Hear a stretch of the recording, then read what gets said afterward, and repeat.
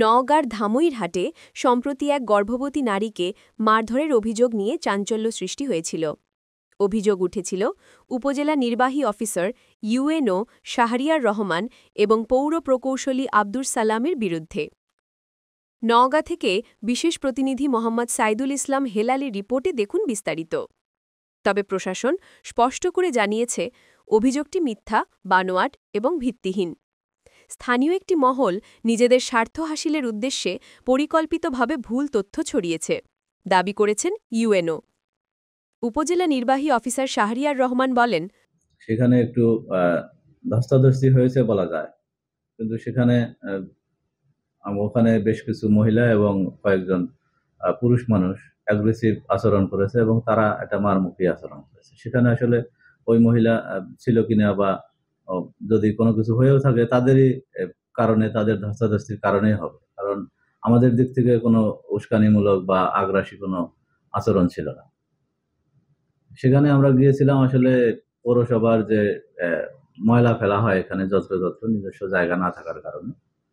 তো এখানে পাশে একটি মঙ্গলকোটা নামক একটা জায়গায়, এটা সরকারের খাস জমি, পতিত অবস্থায় পড়ে আছে। তো সেইখানে পৌরসভার লোকজন ময়লা ফেলতে গিয়েছে, তো তাদেরকে খারাপ আচরণ করেছে, তাদের সাথে তাদেরকে তাড়িয়ে দিয়েছে, ওখান থেকে ময়লা ফেলতে দেয় না। তারা জানানোর পরে আমরা আবার আনসার সহ আমি এবং পৌরসভার বেশ কিছু স্টাফ গিয়েছিলাম যে আসলে কি হয়েছে ঘটনাটা দেখার জন্য।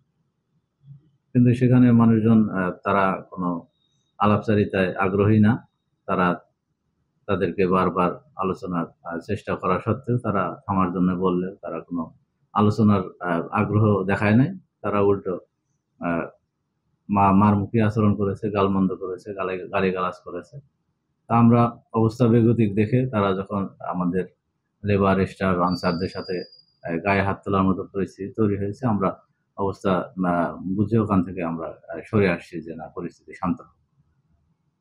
তো আসার পরে এটা শুনলাম, বিভিন্ন মিডিয়াতে দেখলাম যে এই ধরনের একটা নিউজ হয়েছে। আসলে আমাদের দিক থেকে তো তাদের প্রতি কোনো এগ্রেসিভ আচরণই করা হয়, তো সেখানে আমাদের দ্বারা তাদের হেনস্থা হওয়া বা তার শারীরিক ক্ষতি হওয়ার কোনো বিষয় এখানে আসে না। এই নিউজের বিষয়ে আপনি কি বিষয়টা দেখে এই ৩-৪ ঘন্টা পাস হওয়ার পরে মনে হচ্ছে যে এটা আসলে কারো উস্কানিতে হয়েছে এবং এটা মনে হচ্ছে যে এটা পরিকল্পিত ঘটনা ছিল। কেউ হয়তো ওখানে সংঘবদ্ধ হয়ে এই ঘটনাটা ঘটিয়েছে। আমরা হয়তো ওইভাবে আগাম কোনো তথ্য পাই নাই। আমরা অপ্রস্তুত হয়ে বা আমরা এমনিতে সাদা মনে আমরা ওখানে উপস্থিত হয়েছিলাম, কিন্তু তারা হয়তো কোনো অসৎ উদ্দেশ্য নিয়ে আগে থেকে হয়তো প্রস্তুত ছিল, যে কারণে তাদেরকে আমরা কথা বলতে চাইলেও তারা কোনো কথা বলতে রাজি হয় নাই। তারা আগ্রাসী আচরণ করেছে, আমাদের আক্রমণাত্মক তারা ভাবমূর্তি দেখে একটা বিশৃঙ্খল পরিস্থিতি তৈরি করছে। এটি প্রশাসনের ভাবমূর্তি ক্ষুণ্ণ করার উদ্দেশ্য প্রণোদিত ষড়যন্ত্র।